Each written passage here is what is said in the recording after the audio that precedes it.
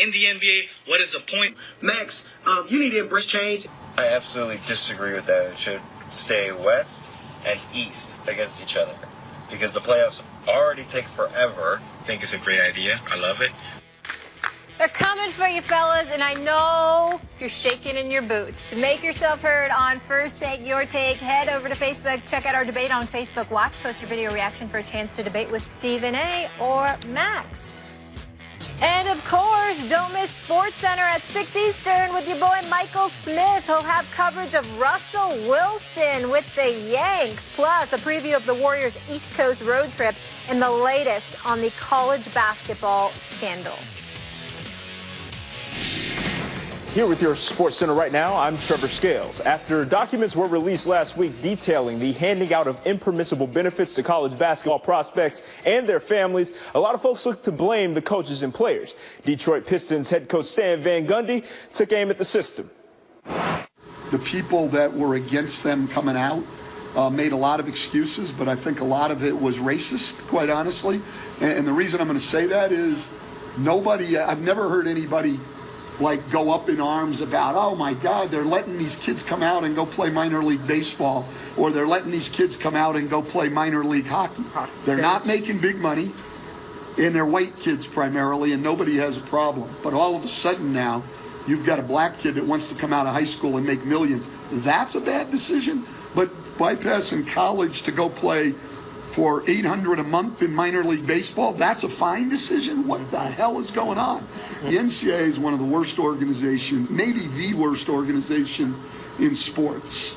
And they certainly don't care about the athletes. And they're going to act now like they're just appalled by all these things going on in college basketball. Please, come on. It's ridiculous. And then it's all coming down on coaches. First Take rolls on right now. Trevor, thank you. You know the NCAA is technically a nonprofit. Will Kane in the building. Good to see you, as always. So as you just heard, Stan Van Gundy blasting the NCAA, defending the coaches, and saying the rules restricting players are racist. Max, want to start with you on this one. Do you agree with Van Gundy on the one-and-done rule being a racist rule? I do. And I don't think it's as simple as overt racism, a bunch of old rich white guys in a room twirling their mustaches. Ha, let's exploit black people.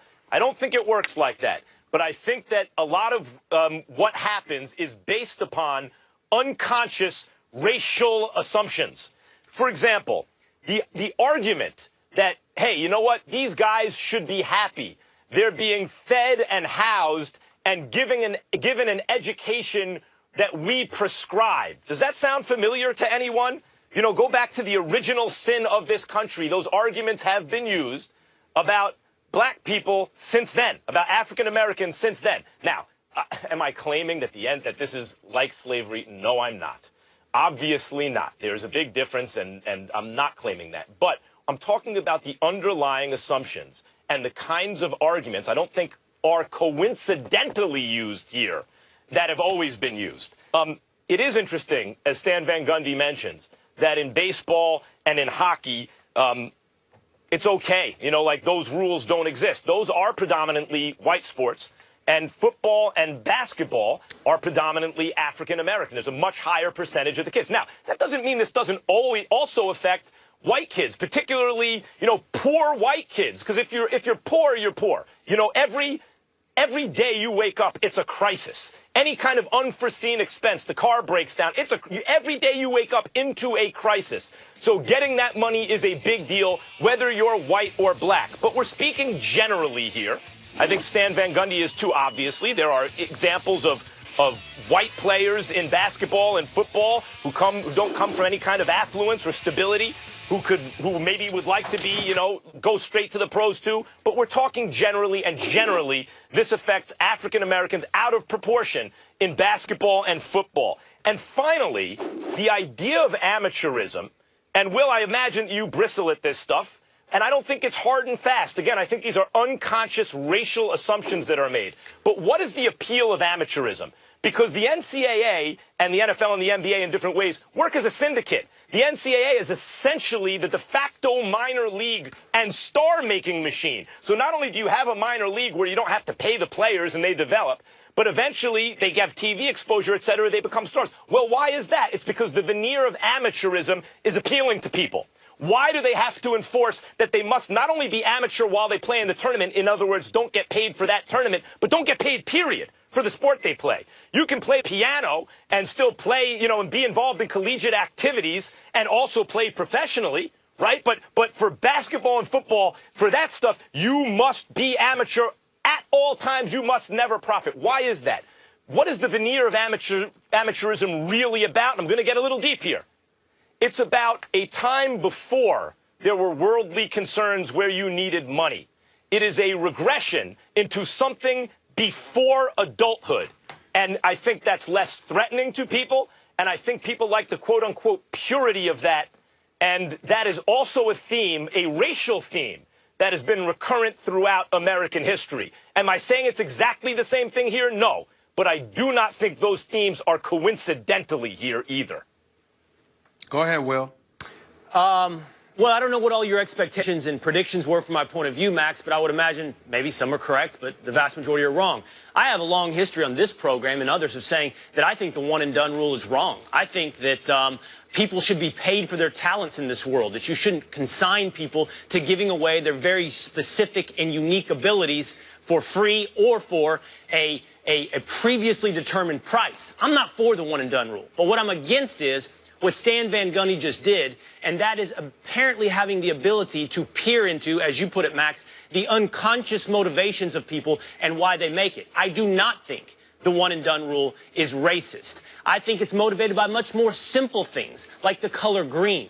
The thing is this, Stan Van Gundy doesn't know. By the way, we need to clarify this really quickly as well. The one-and-done rule, that's an NBA rule, not an NCAA rule. That's an agreement between the NBA Players Association and the NBA. So when you're attributing motivations to people, you first need to recognize who you are even talking about. So the allegation is being made against the NBA. Now, why would the NBA and NBA Players Association want to agree to a one-and-done rule? I'll give you two reasons. Number one, David Stern said when he adopted this rule, he didn't think young players were ready. Okay? He didn't think that 18-year-olds were ready to be on the NBA circuit with 25-year-olds. And the NBA Players Association is motivated by something else. And that's keeping young guys out so older guys have jobs. That's what unions do. They keep new people from taking old people's jobs. That's what it is. So you want motivation? It's ageism and it's anti-capitalism. It's forcing young people out to protect older players' jobs, and it's keeping people from getting paid. I don't like that. I'm against those kind of things, but I don't think race has anything to do with it. Well, here's where I disagree with you, Will. I think that Stan Van Gundy's right on the money. I just don't think the NCAA was the appropriate target. Based on what you're saying, there are a plethora of other targets that he could have aimed his ire at, as opposed to the NCAA as it pertains to this particular rule. He's speaking about things from a societal perspective, how things are inhaled and how things are ultimately expressed and disseminated to the masses in terms of people's ire about certain rules and regulations that exist and certain rules and regulations that don't. Like when he brings up the comparison of the NCAA as we're talking about the subject of college basketball or college football, and he highlights the fact that in minor league baseball or in hockey, such rules are not applicable, or at least the ire of the public at large isn't the same as it is focusing on these kids in these two respective sports, being football and basketball. That's where race comes into the equation, because it's not necessarily about the rules. It's about the question, where's the uproar? Why is it that we insist upon these rules being implemented against sports that are predominantly African American, but when it comes to sports that are not, suddenly it's not as much as of a priority? Why is a kid coming out of school early and going straight to the pros a subject of even conversation? But when it comes to tennis players who are playing tennis since they were 13 or 14 years of age, or hockey players bypassing college, or baseball players bypassing college and going through the minor league system and getting paid a few $100s, why isn't that as much Can of I a answer subject? that question, Stephen? Why is it? Sure, may I answer please. that question? Because, okay, Sure. we've offered up, Stan Van Gundy has offered up that the reason for that difference between hockey, baseball, and basketball, football is race. I think there are two other pretty obvious reasons. Max pointed to one.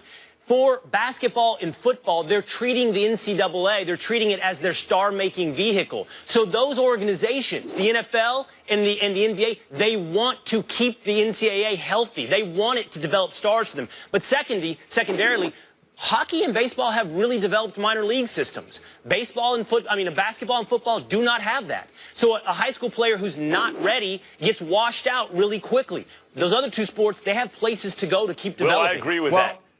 Hold on, Max. Hold on, Max. Here's the deal.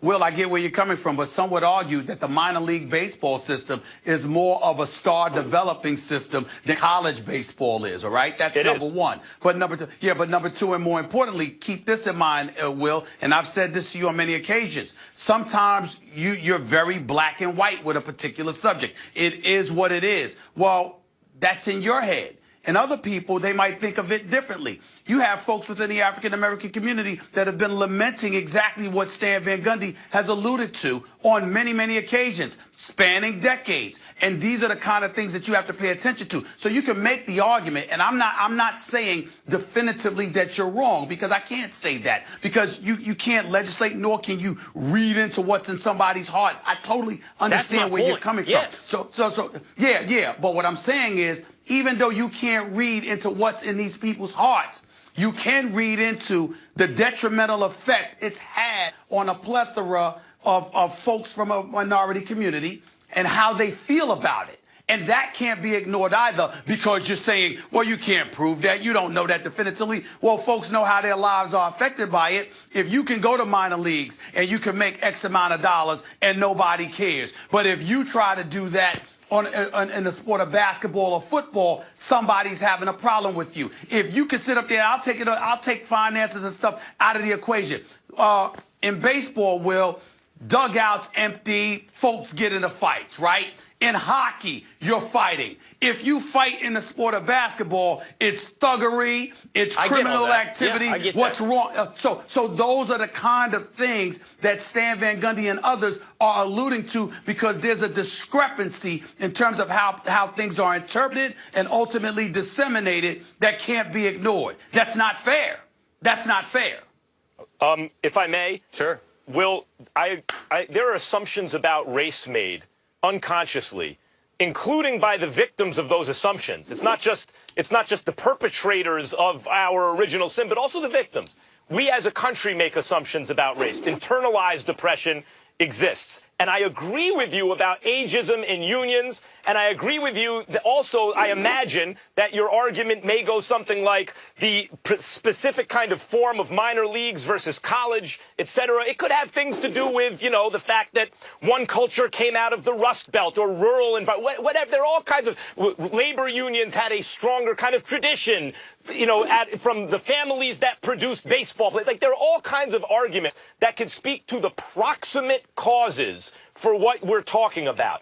I'm not talking about the proximate causes. I'm talking about the lower level assumptions that allow for those proximate causes. As Stephen A. points out, I don't think it's coincidental that these things, that the perception of fighting, of amateurism, etc., in baseball and hockey, which are predominantly white, are very different from basketball and football, which are predominantly African-American. Just to clarify, no doubt. And I'm not here to argue that there aren't different assumptions made with different sports based upon race. I wouldn't argue that. And that's why I won't address the fighting point. But my overarching point is this, and this is the sin that Stan Van Gundy committed. When there are obvious reasons, by the way, the most obvious reason in society, things motivated by greed, money. You don't have to go making assumptions and peering into people's souls to attribute the worst of motivations to how things turn out, i.e., is it racist? He didn't even have his target right. It's not the NCAA, it's the NBA.